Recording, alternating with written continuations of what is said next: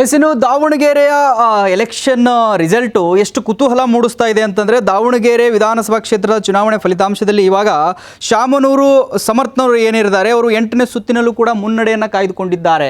ಇವಾಗ ಅವರು 4ರಲ್ಲಿ ಹಿನ್ನಡೆ ಇದ್ದರು, ಇವಾಗ 5, 6, 7 ಈಗ 8ನೇ ಸುತ್ತು ಅಲ್ಲೂ ಕೂಡ ಮುನ್ನಡೆಯನ್ನು ಕಾಯ್ದುಕೊಂಡಿದ್ದಾರೆ. 8ನೇ ಸುತ್ತಿನಲ್ಲೂ ಇವಾಗ ಅವರು ಮುನ್ನಡೆ ಇರೋದ್ರಿಂದ ಶ್ರೀನಿವಾಸ್ ದಾಸಕರಿಯಪ್ಪ ಅವರು ಹಿನ್ನಡೆಯನ್ನು ಸಾಧಿಸ್ತಾ ಇದ್ದಾರೆ. ಅಂದರೆ ಬಿ ಜೆ ಪಿ ಅಭ್ಯರ್ಥಿ ಶ್ರೀನಿವಾಸ್ ದಾಸಕರಿಯಪ್ಪ ಏನಿದ್ದಾರೆ 8ನೇ ಸುತ್ತಿನಲ್ಲಿ ಹಿನ್ನಡೆಯನ್ನು ಸಾಧಿಸ್ತಾ ಇದ್ದಾರೆ.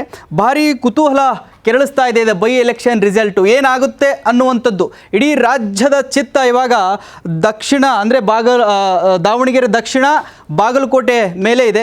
ಯಾರು ಗೆಲ್ತಾರೆ, ಈ ದಾವಣಗೆರೆ ದಕ್ಷಿಣದಲ್ಲಿ ಯಾರು MLA ಆಗ್ತಾರೆ ಅಥವಾ ಬಾಗಲಕೋಟೆಯಲ್ಲಿ ಯಾರು MLA ಆಗ್ತಾರೆ ಅಂತ ಇಡೀ ಕರ್ನಾಟಕದ ಚಿತ್ತ ಬರೀ ಎಲೆಕ್ಷನ್ಗಳ ಮೇಲೆ ಇವಾಗ ಕೂತ್ಕೊಂಡಿದೆ. ಇನ್ನೇನು ಕೆಲವೇ ಕ್ಷಣಗಳಲ್ಲಿ ಗೊತ್ತಾಗುತ್ತೆ ಯಾರು ಗೆಲ್ತಾರೆ, ಯಾರು ದಾವಣಗೆರೆ ದಕ್ಷಿಣದ ಚುಕ್ಕಾಣಿಯನ್ನು ಹಿಡಿತಾರೆ, ಬಾಗಲಕೋಟೆಯದು ಕೂಡ ಯಾರನ್ನು ಹಿಡಿತಾರೆ ಅನ್ನೋದು. ಸದ್ಯದಲ್ಲಿ 8ನೇ ಸುತ್ತು ನಡೀತಾ ಇದೆ. 8ನೇ ಸುತ್ತಿನಲ್ಲಿ ಶಾಮನೂರು ಸಮರ್ಥೇನಿದ್ದಾರೆ ಅವರು ಮುನ್ನಡೆಯನ್ನು ಸಾಧಿಸ್ತಾ ಇದ್ದಾರೆ. ಅಂದರೆ ಇಲ್ಲಿ ಗೊತ್ತಾಗುತ್ತೆ ಎಷ್ಟೊಂದು ವಿವಾದಗಳಿದ್ವು ಇಲ್ಲಿ ಬಂಡಾಯ ಅಭ್ಯರ್ಥಿಗಳ ನಡುವೆಯೂ ಕೂಡ.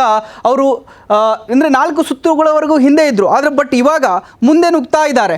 ಇನ್ನೇನು ಸುತ್ತುಗಳು ಹೆಚ್ಚಾಗ್ತಾ ಇದೇ ಸಾಗ್ತಾ ಹೋದರೆ ಅಷ್ಟು ವಿರೋಧಗಳ ನಡುವೆಯೂ ಕೂಡ ಶಾಮನೂರು ಸಮರ್ಥೇನಾದರೂ ಗೆದ್ದು ಬಿಟ್ಟರೆ ಕಾಂಗ್ರೆಸ್ಗೆ ಭಾರೀ ಗೆಲುವು ಸಿಕ್ಕಿಬಿಡುತ್ತಲ್ಲಿ. ಸದ್ಯಕ್ಕೆ 8ನೇ ಸುತ್ತು ನಡೀತಾ ಇದೆ, ಅವರು ಮುನ್ನಡೆಯನ್ನು ಸಾಧಿಸಿಕೊಂಡಿದ್ದಾರೆ. ಸಮರ್ಥ ಅವರು, ಶ್ರೀನಿವಾಸ್ ದಾಸಕರಿಯಪ್ಪ ಅವರು ಹಿನ್ನಡೆಯಲ್ಲಿದ್ದಾರೆ. ಕ್ಷಣದ ಅಪ್ಡೇಟ್ಗಳನ್ನು ಕೊಡ್ತಾ ಇರ್ತೀವಿ, ಯಾರು ಮುಂದೆ ಹೋಗ್ತಾರೆ, ಯಾರು ಹಿಂದೆ ಇದ್ದಾರೆ ಅನ್ನುವಂಥದ್ದು. ನೋಡ್ತಾ ಇರಿ ಸಂಪೂರ್ಣ ನ್ಯೂಸ್ ಇದೇ ರೀತಿ.